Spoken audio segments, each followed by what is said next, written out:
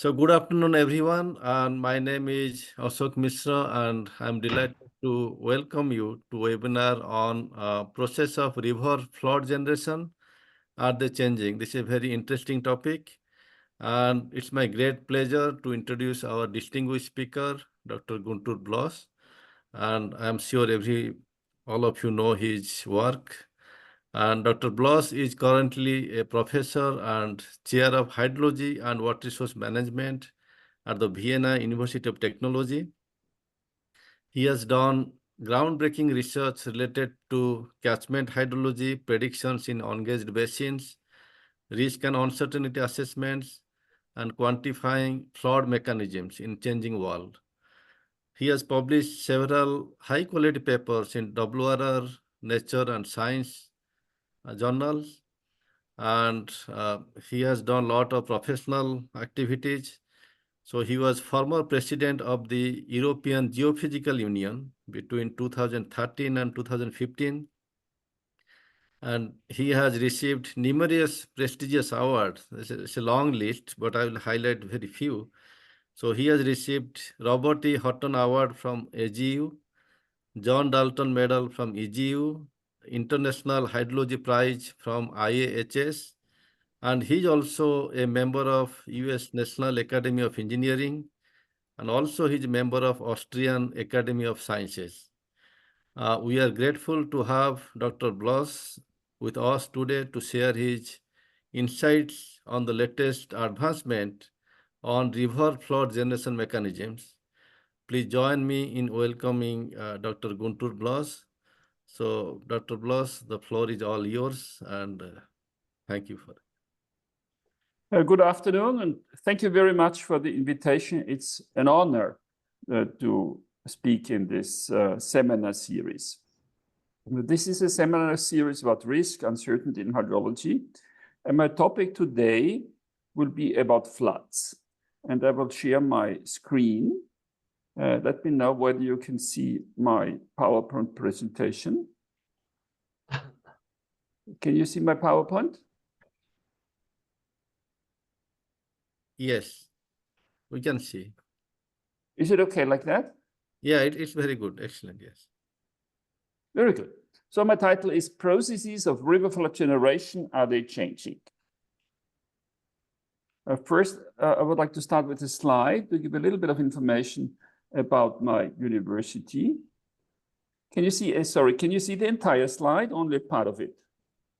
Yeah, we can see entire slides. Good. So about my university, I'm from the Vienna University of Technology, university with 30,000 students, 5,000 staff. And my institute, the institute that I'm heading, is the Institute of Hydrological Engineering and Water Resources Management within the Faculty of Civil and Environmental Engineering. And here is, below we see a photo of my group members. Okay, floods. Floods. There have been lots of floods in the past years. For example, only last year, a big flood in Greece, caused by what they call a medicane, floods in Austria, in Asia. Particularly noteworthy the flood in Germany 3 years ago, which caused more than 200 fatalities. This is the biggest disaster in terms of cost of life since the Second World War in Germany. So floods are really a serious threat. And then, of course, one is asking, are these floods changing or are they not changing? So this is really the questions I would like to speak about today. How and why do river floods change? And particularly, I'm talking about the flood hazard, not about individual floods, but hazard in terms of the probability of flood occurrence. And what are the processes involved? So we see here at the bottom a series of maximum annual flood discharges.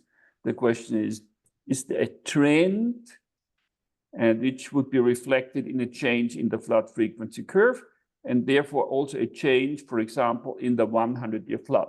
For example, a 100-year flood is used for flood design, for flood hazard mapping in generally in hydrology, in engineering more broadly, for making decisions and for design.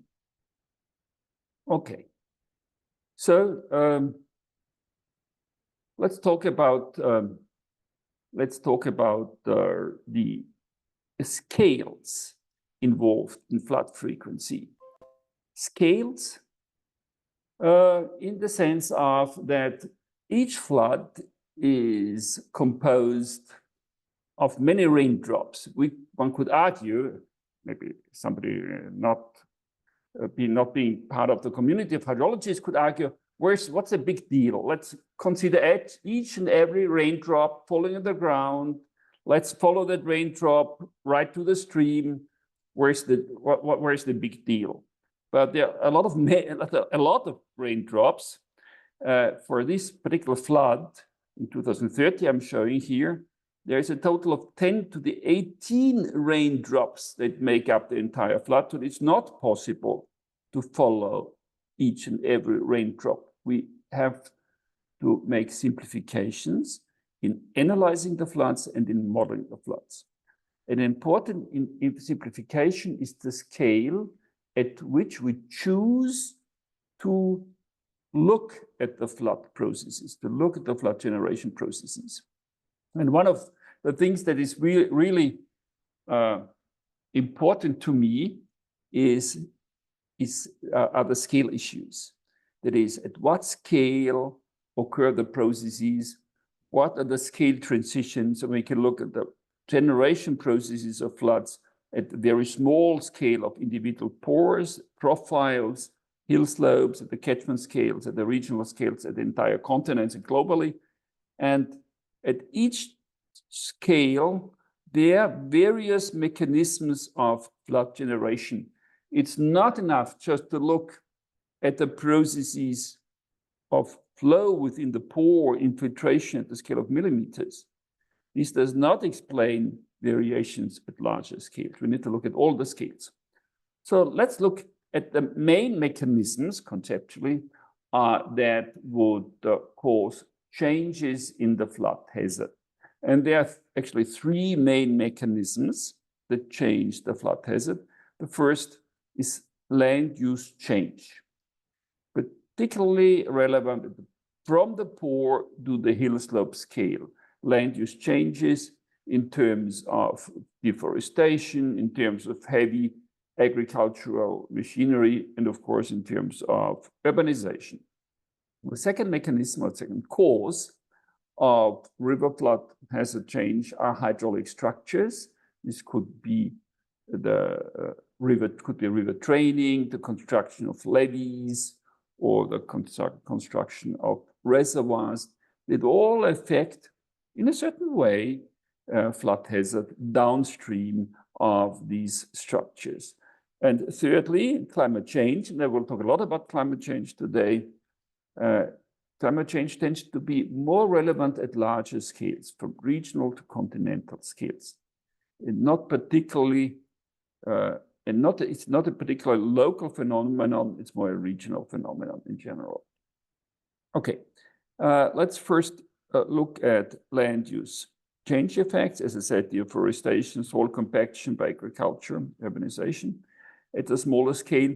This is an example of a runoff generation, overland flow, infiltration, runoff generation at the local scale. The photo taken in our open air laboratory. We are operating in Lower Austria, highly instrumented catchment, where we look at processes such as runoff generation.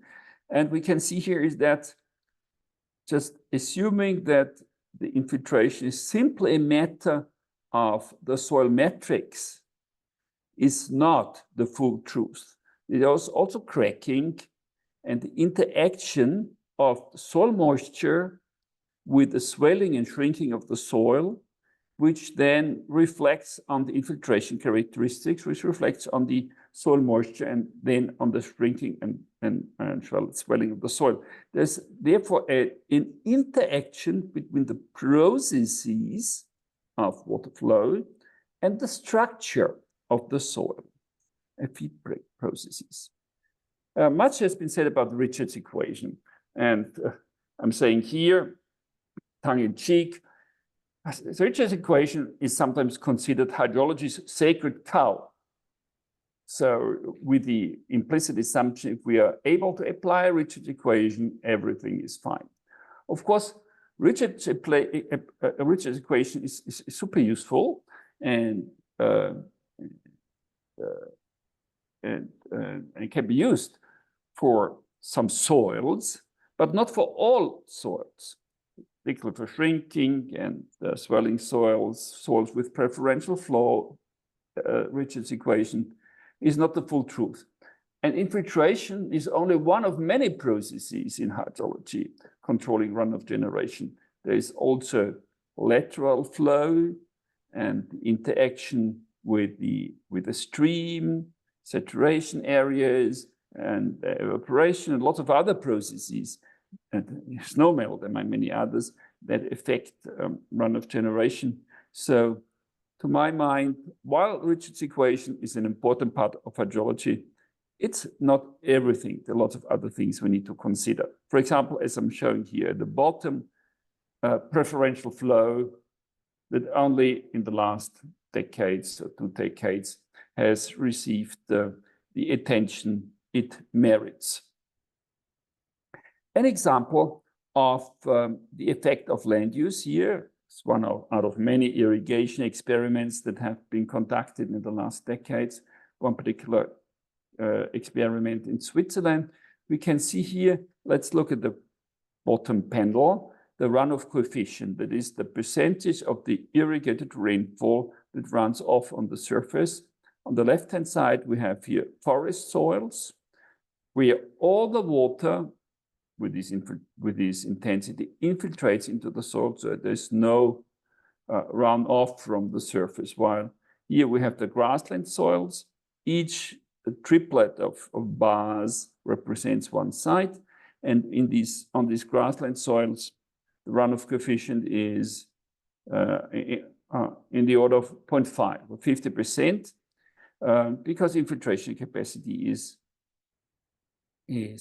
slower.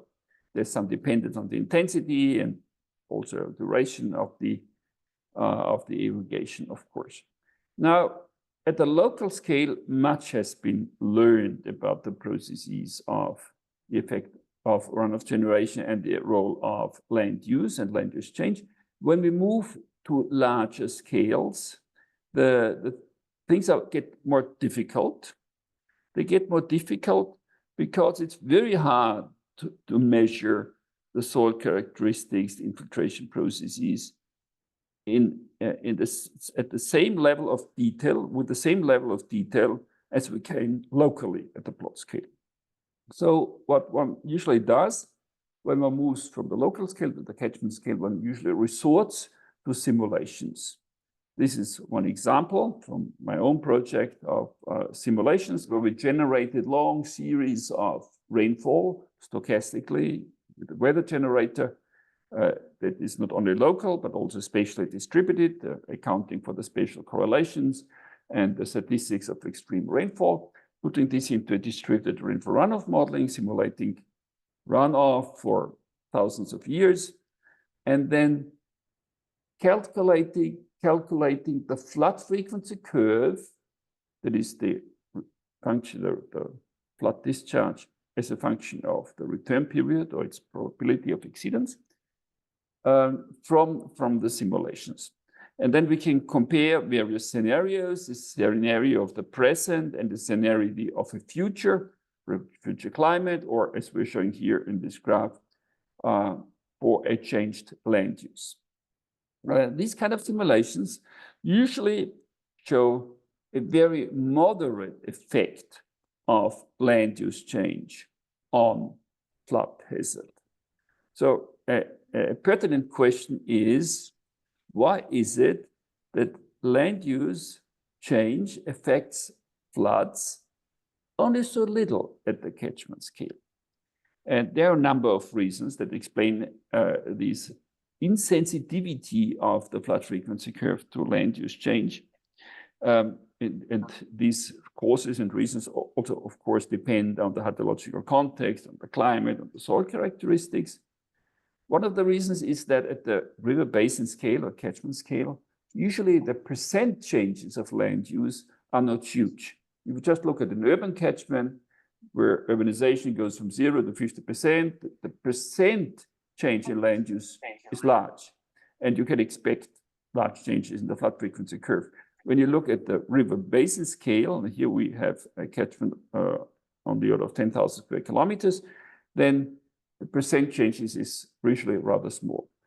But the other cause, and more relevant reason, a more important reason, I think, is hydrologically, is a hydrological reason, and has to do with the runoff generation mechanisms. So we all learn in classes that the different runoff generation mechanisms, like the Horton mechanism of infiltration excess runoff, the Dunn mechanism after Tom Dunn of saturation excess runoff, and then there is subsurface storm flow or interflow and other mechanisms at the hill slope scale. So this is what we teach and what we learn in class, but then in practice, we don't use it so much, and I think we should use it much more. And this is an example that helps to explain the insensitivity of the flood frequency curve to land use change. Again, taken from the hydrological open air laboratory we are operating in Lower Austria. We see here the expansion of the saturation patterns during a rainstorm at 9 o'clock. There are a couple of puddles here. As it keeps raining, these puddles, these saturation areas expand. At some time, they connect. And at the time they connect, surface runoff starts. We quantified that, these processes, based on pattern recognition, so image processing of the saturation areas. So we're showing here for the same event, cumulative rainfall at the top. In the second panel, we are showing the saturation area in unit square meters. We are so used in hydrology of using point measurements, of course, in addition to remote sensing, but usually so many point measurements that we don't consider enough, to my mind, the spatial characteristics of hydrological processes. And the simple measure of the spatial characteristics is the percent saturation area, or in this case, saturation area in terms of square meters. And here we can see here, as it keeps raining, the saturation area increases. And at this point, the puddles connect, and exactly at the time the runoff starts. So this is an example of saturation excess runoff. Now let's go back. The explanation for the lack of sensitivity of the flood hazard in river basins to land use change. This has to do with the mechanisms of runoff generation. Let's consider two mechanisms. Infiltration excess on the left. So this is the mechanism where the soil saturates from the top. Günter equation, it describes this mechanism, for example, also Richards equation. And this mechanism is most relevant when the infiltration capacity is exceeded. That is when the rainfall intensity is higher than the infiltration capacity. And this takes place in many climates for short, high-intensity storms, convective storms. And these are relevant in small catchments. So when we have a synchronization between the duration of the storm and the response time of the catchment. Small catchment, this mechanism tends to be more important in many climates. And because of that, infiltration is sensitive to land use change, because land use change tends to change the topsoil, reduces infiltration capacity. So infiltration capacity will reduce, for example, through urbanization and deforestation. The saturation excess mechanism, however, tends to be more relevant for longer, lower intensity storms. And because of that, more relevant in larger catchments in many climates. But in this case, the most important characteristic is not the hydraulic conductivity at the surface, because the soil saturates up from the bottom to the top. The more relevant characteristic is the soil depth. Because of that reason, the land use change is less relevant, but if it doesn't change the soil depth, it's if only changes the infiltration capacity. So the lack of sensitivity of the flood frequency curve to land use change in large catchments in the river basin has to a large extent to do with the change of the relevant mechanism of the floods with catchment size. Okay, let's now move on to hydraulic structures. And I'll give you a couple of examples of the role of hydraulic structures. So for individual cases, for local sites, of course, the effect of hydraulic structures is not very difficult because it's governed by Savigny equations in 2D or in 3D. We pretty well understand the hydraulics of the effect of changes in the geometry of the landscape or the effect of reservoirs. It gets more tricky if you want to look at these processes regionally, mainly because of a lack of information, because we do not usually have all the characteristics of all the reservoirs in the country, all the details of the culverts and the geometry of the levees. Usually this information is lacking, even in countries like the US or in Europe. These slides are taken from a project we have just finished a couple of months ago for Austria, where we mapped the flood hazard for the entire country of Austria. It has an area of 84,000 square kilometers with a spatial resolution of 2 meters and using two-dimensional simulations, Savigny equation, in non-steady state. So it's computationally very demanding, of course. The more interesting perspective for hydrologists, at least, was, however, how to fill in the detailed information we do not have available everywhere. For example, for the streams in Austria, and there are tens of thousands of kilometers of streams, of course, where we mapped the flood hazard. We have the bathymetry for maybe 25% of these streams. For 75% of the streams, particularly for the small ones, we don't have the bathymetry. And we developed conceptual models to estimate the cross-sectional area, and also lots of other characteristics, such as roughness, that are needed. So an example of the levees we can see here, taken from this project on the left-hand side with the levees, and on the right-hand side without the levees. So as I said, in principle, it's an almost trivial problem when it's applied to larger areas, no longer so trivial. An interesting question here from another project together with the Technical University in München, we did a couple of years ago, is the question, if we do river training, what is the effect of the river training on the flood hazard? And the common knowledge is, of course, if we remove the floodplain, then downstream the flood hazard will increase.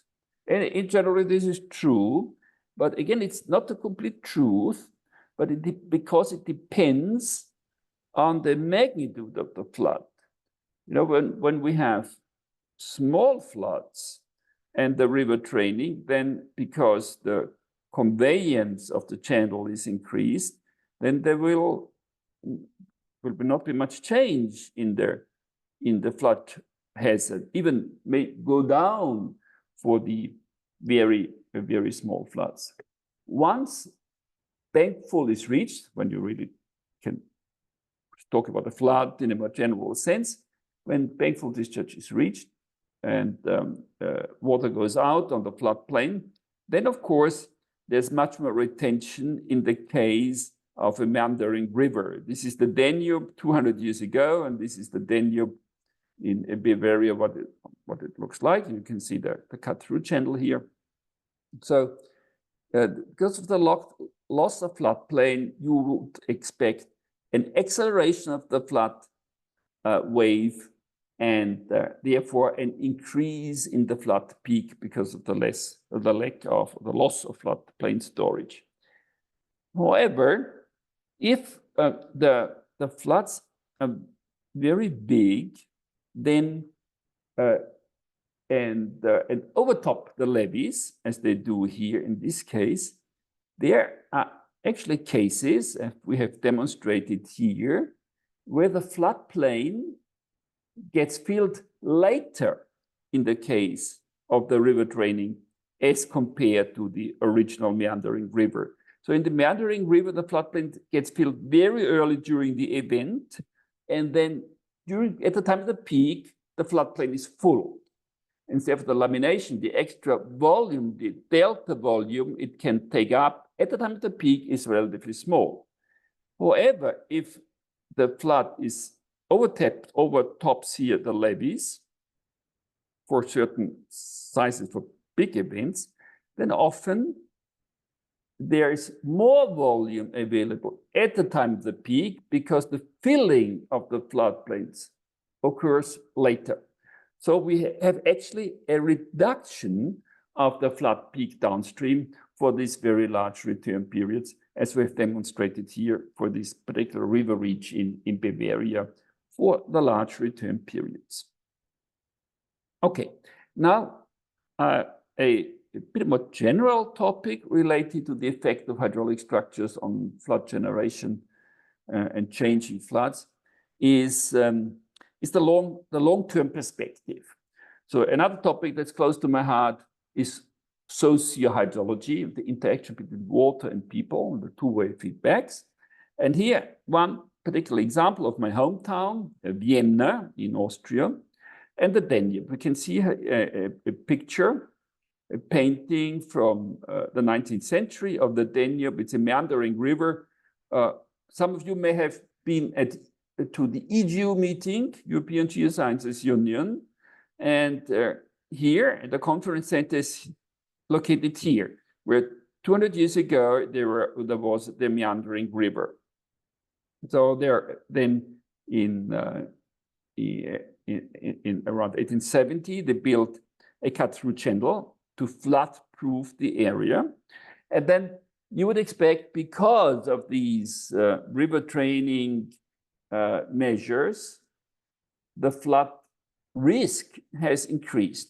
But really what happened is what's known as the levee effect. What happened is that because of the increased sense of security, the floodplain was developed, for example, by the conference center where the EGU meeting is hosted. So this part of the city got developed up to the point that in the 20th century, there were major floods that actually flooded this newly developed area, and there was more flood defense constructed, another cut-through channel in the 1960s, in the late 1960s, a relief channel. So what happened in an attempt to increase the protection, also the damage potential has been increased. And therefore, it's not enough just to look at one structure. When we look at changing floods, the effect of hydraulic structure on changing floods, I think we also need to look at the broader picture of the feedbacks between people and hydraulic structures. This is an example of one of my students who did a study in Dresden, Germany, of exactly this question, that long-term evolution of the floods, settlement density, the damages. Black are the data already simulated. And in this model, this is a socio-hydrological model, she also simulated the flood risk awareness of the population. So whether people expect the floods to occur or they don't. And then you can see here in this model simulation that every time a flood occurs, this awareness increases, but then people tend to forget. And in the 19th century, there were few floods. It was a flood-poor period. And because of that, people were surprised when two big floods occurred in the last decades, in 2002, 2013 in particular. Okay, now climate change effects on floods, of course, a very relevant topic. Let's look at the global picture. These are results from a meta-analysis. So meta-analysis means that we've analyzed lots of papers in the literature, no global modeling, but local observations of changing floods in the last decades. And all based on observations. Blue colors are increasing flood discharges, so flood hazard is increasing. The brown colors, decreasing flood discharges. So what we see, it's a mixed pictures. If you believe the media, you would think floods are increasing everywhere in the world. But as hydrologists, we do read newspapers and in the internet news, but we also look at our observations. And the observations tell us, yes, there are some parts of the world where floods are increasing. There are also some parts of the world where floods are increasing. This is, I should add a caveat here, this is for catchment sizes for which we have data, stream gauge data. For the very small catchments, we usually don't have data. So this picture reflects the changing flood hazard in medium-sized and large catchments. For the small catchments, there are many reasons to believe that this picture would look much more blue. That is the effect of small catchment because of many reasons, including changes in convective precipitation, but also land use changes. You would expect more increases and fewer decreases in flood hazard. Now let's zoom into Europe. This is where I've done a lot of research myself as part of an advanced grant of the European Research Council, who gave me a lot of money to analyze exactly this question, flood changes in Europe. We see here just a map, an interpolated map of flood trends based on 4,000 stations, stream long records of 4,000 stream gauges. This picture is interesting because actually it has been the first map that showed coherent patterns of flood changes in Europe that are almost completely interpretable. So we know why the floods are increasing or decreasing in the different parts of Europe. And the changes are relatively large. It's not a confetti plot. This is what we thought before this research, but it's a coherent pattern. And you can see the changes are quite significant. We are talking about on the order of 5% of mean annual discharge changing in a decade, which in 50, and in some places larger, of course. 10% per decade, which in 50 years are 50%. It's a huge number, of course. So we can see here the clear pattern of increasing floods in the northwest, decreasing floods in the east and in the south. The previous picture was an image of linear trends of the mean annual flood. Now we're looking here in this study, we're looking not at linear trends, but at what we call flood-rich periods. Some of you may be aware of the unsolved problems in hydrology, an initiative of IAHS, HU, and other players. 23 unsolved problems in hydrology, and one of them is, are there flood-rich periods in the world, in different parts of the world, and why? And this is one example addressing this unsolved problem in hydrology. So what we see actually quite striking changes. Number one, the changes are not linear. They are very non-linear. And then they're huge. We can see here, when we look at Eastern Europe. So these would be Ukraine, Russia, Belarus, Baltic countries, Romania. So if we look at this part of Europe, in the 1960s, 70s, really, there were only flood-rich periods. This is the frequency of the stations where these years were flood-rich. And we have a switch change, an immediate flip of the behavior from almost 100% flood-rich periods of flood-rich stations to almost 100% flood-poor stations.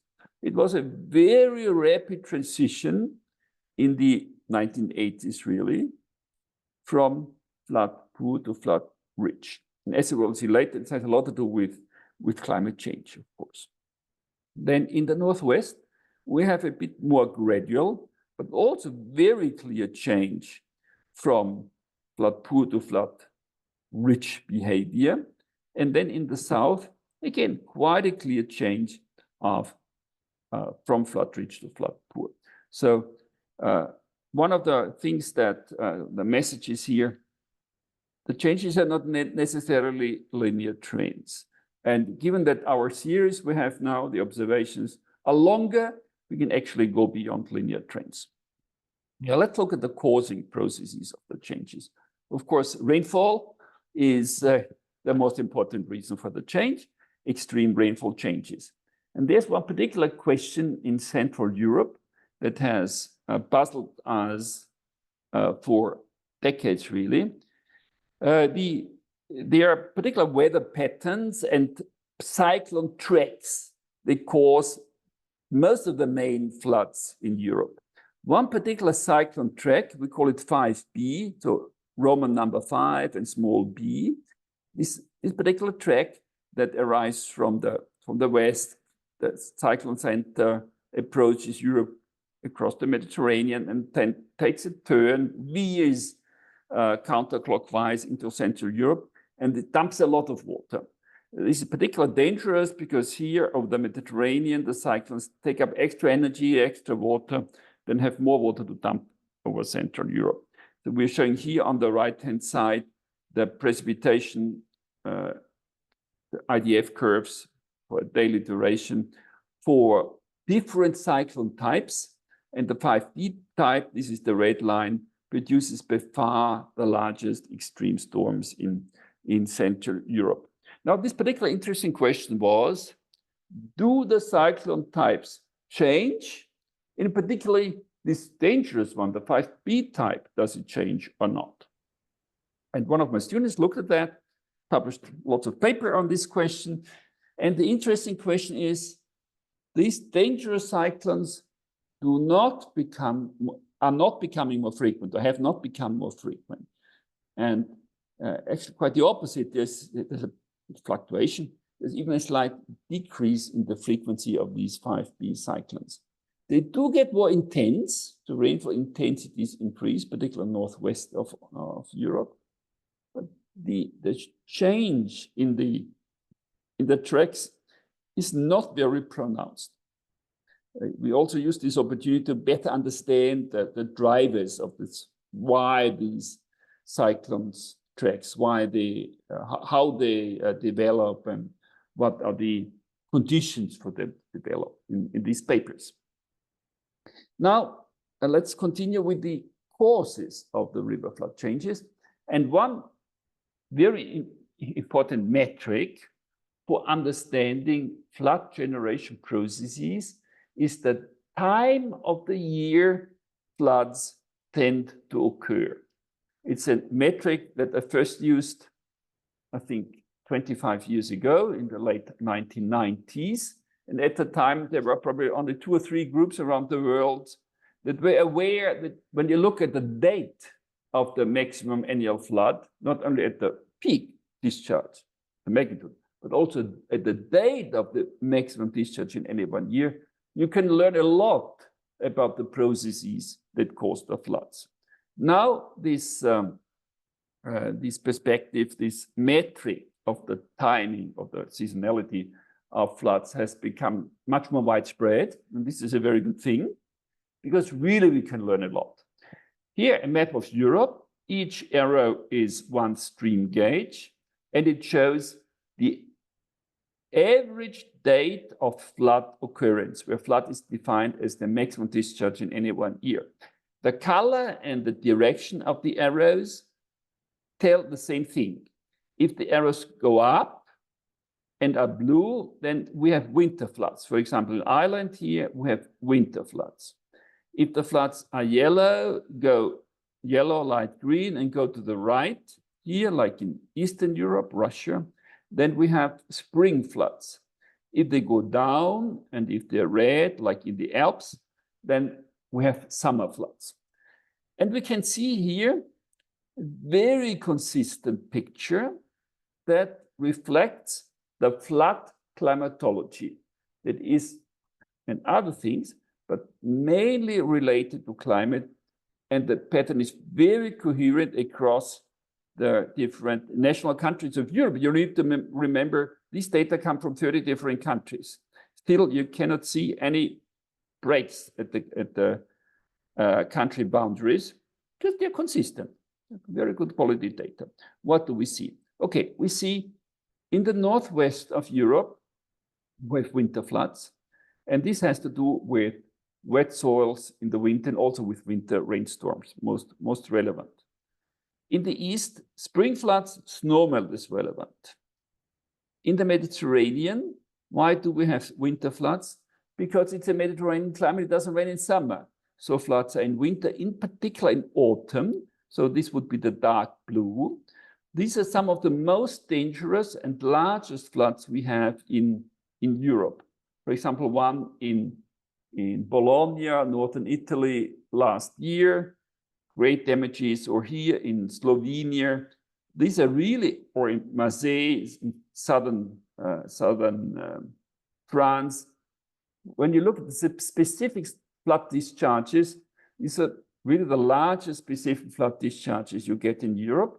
Why is that? Because close to the sea, a lot of water is dumped close to the coast, usually in October or November, when the Mediterranean is still warm and a lot of energy is available from the cyclones. And then, of course, we see the Alpine range here because we have summer floods, mainly because there's no floods in winter because it snows in winter.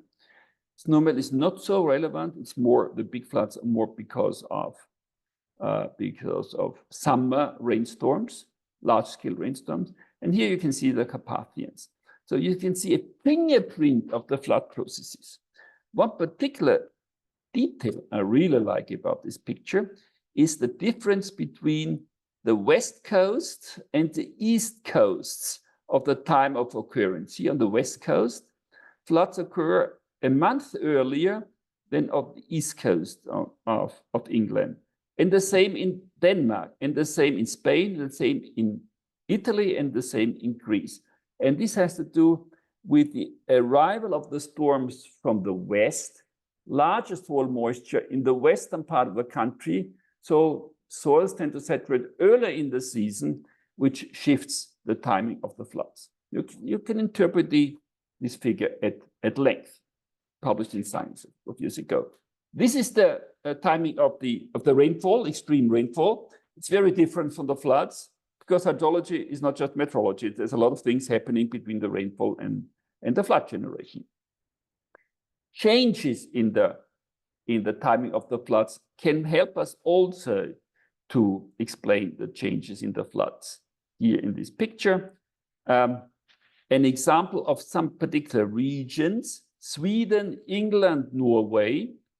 In Sweden, for example, we have the timing of the extreme storms. So purple is rainfall in summer, with summer extreme rainstorms in summer. We have the floods in March and May. We have snowmelt in March and May, and you can see the alignment of the flooding over the decades, over the years, with changes in the snowmelt. We have in southern England an alignment of changes in the timing of the floods with the timing of the soil moisture. And in southern Norway, we have an alignment of the changes in the timing of the floods. There are October-November floods with extreme rainfall. So that timing tells you a lot about the processes and the changes of the processes. Process classification. Ralf Merz was my first student many years ago, and he did a classification of lots of floods in Austria. So this is Austria, Vienna would be here, in terms of the flood generation processes. So instead of having a flood frequency curve where each point, its flood events is black, we colored the flood frequency curve. And even though this figure is 20 years old, still like it very much because it gives you us more insight than just plotting the flood frequency curve. Changes in the flood frequency of the different runoff generation processes, a paper published in GIL. We will look at the changes in the different types of the floods. In floods by soil moisture excess, floods by soil moisture, more frequent normal floods, and more less frequent normal floods. In Eastern Europe, more frequent rain on snow floods. And then again, changes in the flood magnitudes, not linear trends. So in a similar vein, as we've been looking at changes in the flood dates, we're looking at the change in the flood magnitudes in a Nature paper. Same color scheme, green are the floods, they're going up. In a similar way as precipitation is going up in the UK. Decreases in the floods in Russia is aligned with increasing air temperature. And in Czechia, Germany, there is the role of precipitation and soil moisture is more relevant. These controls can also be quantified in a more systematic way. This was the dissertation of Miriam Bertola, where she framed this attribution problem in a Bayesian way and back calculated the contributions of the different drivers, precipitation, soil moisture, and snow melt to flood changes. So the dark blue points means floods are changing because rainfall is changing. And this green means in the Mediterranean, actually, the floods in the large catchments are going down. This is because it's getting drier. The Mediterranean is really getting dry. And in the east, of course, less snow melt because there's less snow and less snowfall. Okay, conclusions. There are changing river flood processes. They have a lot to do with scale. Land use change, more important in small catchments, river draining, downstream of the structures, often large rivers, and climate change is relevant for all scales. And this is my last slide, and I'll leave this up while we have the discussion. Thank you very much. Yeah, thank you very much, Dr. Blöschl, for your interesting talk. And this is time for free questions. So any questions from the audience? Yeah, please unmute your mic and ask the questions.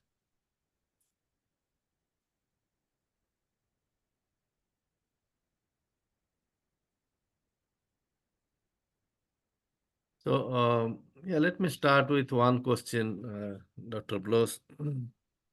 Yeah, the flood pattern in Europe seems to be very interesting. Yeah, a lot of changes in the meteorological activities that is leading to change in the timing of the floodings.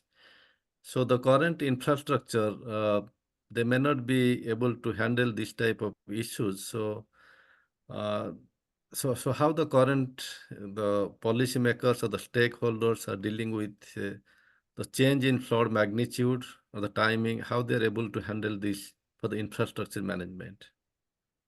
Yeah, this is a question that's relevant for all of us in Europe and around the world, how to account for changing river floods. And the basis for that, and I've been really promoting the idea for many years, is what I call flood frequency hydrology. Flood frequency hydrology is instead of looking at the problem of estimating the 100-year flood purely from a statistical perspective, we should look at also from a statistical perspective, but also from a process perspective. It's some countries in their guidelines, they, in estimating the 100-year flood or even bigger floods, they say, well, I have a sample at time series. Let's test whether there's a trend. Let's test whether it's a Gaussian. And let's fit it with the best statistical method. Let's estimate the 100-year flood. We can no longer do that. And we shouldn't have done it in the first place because we're not statisticians, most of us. We are hydrologists. We should get the statistics right, of course. We should use the best possible statistics. It's not enough.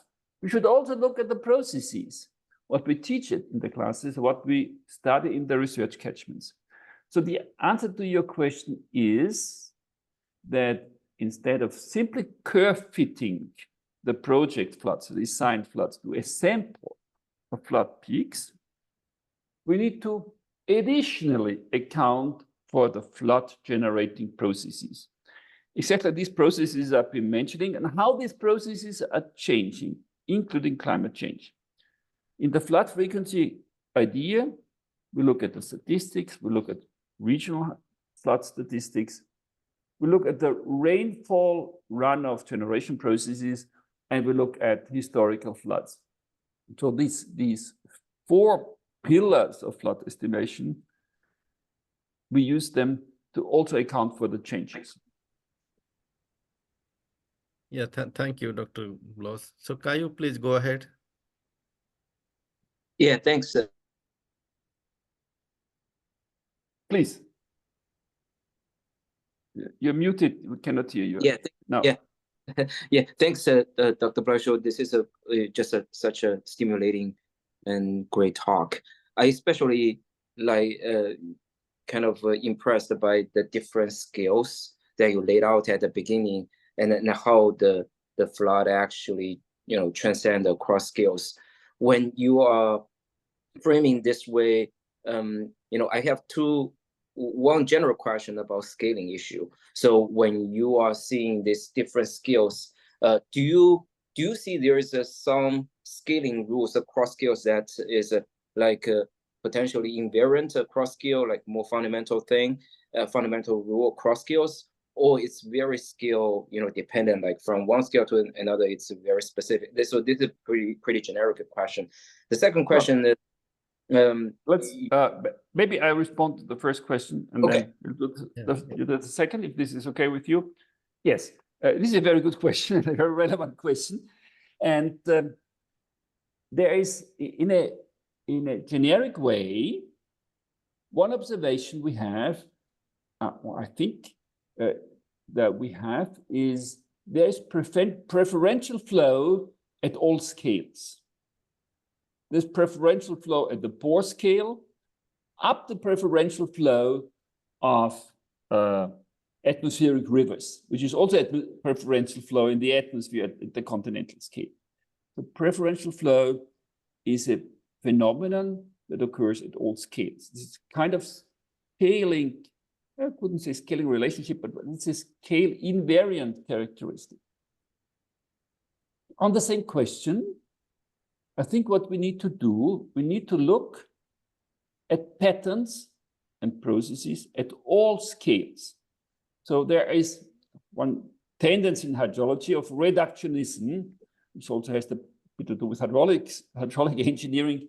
Let's understand the pore scale, and then everything else will fall out of it. I think this is not true. This would be a missed opportunity. We need to look at patterns at all scales. The pore scale, preferential flow, Richards equation, all scales, hill slope, right to the global scale, and look at the patterns, spatial patterns of the dynamics of the processes. And I showed a couple of examples. For example, the hill slope scales and saturation patterns at the continental scale, the timing of the flooding, that reflects in the pattern of the dynamics. We need to look at the patterns at all scale. This is what gives us most insight. What processes are relevant? Processes can not only be conceptualized at the pore scale and should be conceptualized at all scales, I believe. Your second question? Thank you very much. The second question is more relevant to where I am. We are in the middle Midwest of the U.S., we, as you may well familiar, we have a lot of tile drainage system, in the farmland. How do you envision this play the role in terms of your different skills and the framework? And then another aspect is like I generally feel there's not enough talking about flooding happening in the agricultural farmland. Could you also please comment on that? Thank you. Yes. Yes. A relevant question here is the effect of tile drainage on flooding. So does drainage increase the flooding or decrease the flooding? Okay, when you look at the literature, you get all sorts of results. You get really no correlation whatsoever.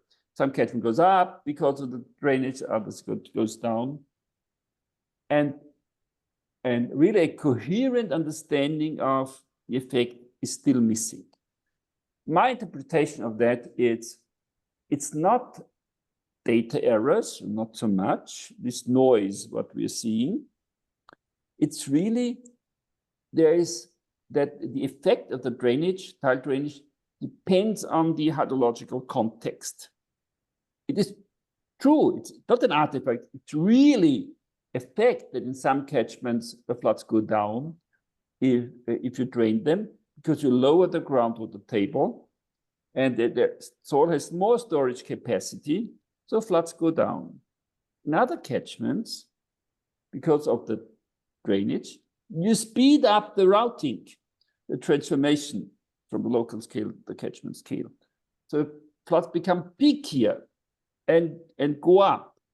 And depending, another mechanism, but depending which of these mechanisms prevails, you can have increasing and decreasing floods. And this is a question, I think, this had not received enough systematic attention in the literature, mostly case study based. I think what we need is a more systematic approach to this question, perhaps starting with the meta-analysis. Yes, Rajiv, please go ahead. Yeah, thanks. Dr. Blöschl, it's a pleasure to listen to this talk. This was fantastic. I'm also in the US, actually in the Pacific Northwest. And there's a trend here lately about removing dams that were constructed on rivers particularly for habitat concerns related to fisheries and stuff. But the effect of that, once the dams are removed, and there could be a series of dams on a river that are removed, the question would be, okay, how long does it take for the river to go back to its original pre-dammed state, and what the flood behavior would look like in terms of catching up to its pre-development natural state. Your thoughts on that would be much appreciated. Yeah, thank you for the question. Very relevant question. Also, it's a cutting edge question in our field, because the effect of a dam on flooding, it's almost a trivial question if you know the operation rules. The effect of many dams on flooding is no longer trivial, because this has a lot to do with the spatial coincidence, the spatial coherence of the weather systems and soil moisture and runoff generation. So we did an analysis of dams, the effect of dams on flooding, the effect of the construction of dams on flooding in Europe. This paper is still in the pipeline, due to be submitted soon. And what we see is that yes, there are effects. They are on the order of 10, well, depending where you look at it, right? The immediately downstream can be 20, 50% effect on the mean annual flood. But the dams are not everywhere. Even though there are lots of dams in the landscape, if you look at the entire stream network, they are not everywhere. So what I would expect is that floods will increase immediately downstream the dam, depending on how big the dam was. And not necessarily the biggest floods, because dams do reduce the flood, but usually, depending on the volume of the reservoir, the intermediate size floods. We had a particular case of a flood event in Austria, in Germany in 2002, where downstream of a big reservoir, people have settled in the 20th century because the reservoir was so big, there was never ever a flood in the 20th century. And then in 2002, it happened that it rains 3 times as much as in the biggest event in the past 100 years. And the dam was full, spilled over, the spillway became operative, and then all the development downstream of the dam was inundated. So what I would expect is particularly for the medium-sized floods to increase, particularly downstream of the dam, and the effect of the dams usually dilutes quite quickly.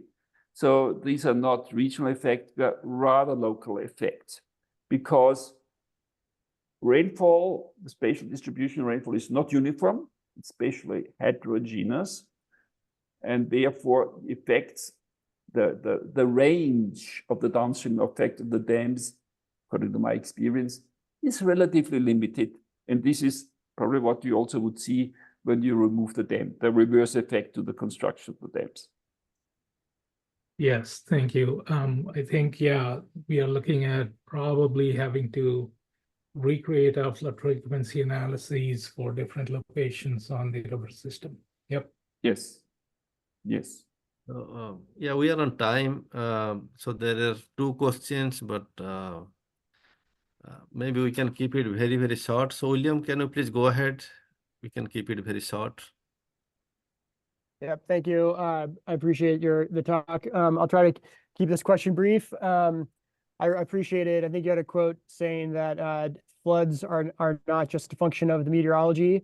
And I wondered if you could expand on, I guess I'm coming at this from the perspective of working more in climate and atmospheric science, but if we're thinking about changing climates and maybe looking at projections from GCMs, thinking about the changing nature of precipitation extremes, the meteorological extremes.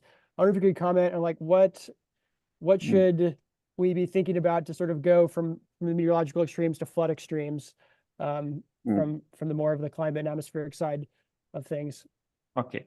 Of course, this question gives rise to an entire lecture. You realize that, of course. Sure. We'll answer in very briefly.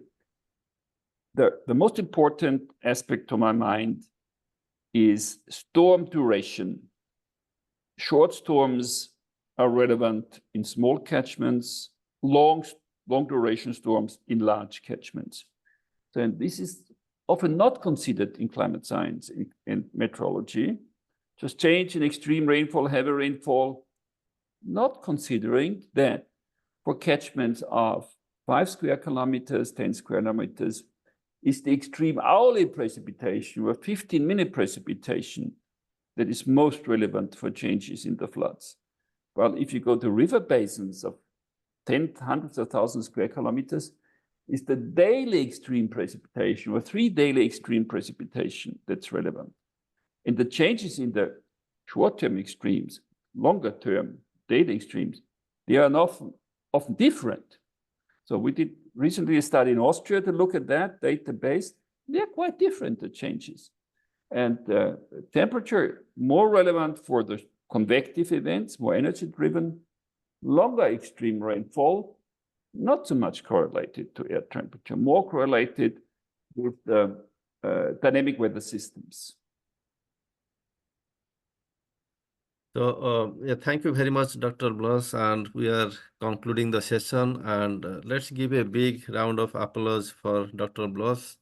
So thank you for your time, and we really appreciate your answers. Those are all very, very relevant questions, and your thoughtful response was amazing. So thank you. Thank you so much. Thank you so much for the invitation. It's been a pleasure to give this seminar talk in your webinar series. Thank you, Professor, and look forward to see you in the future. Thank you. Ciao. Bye-bye.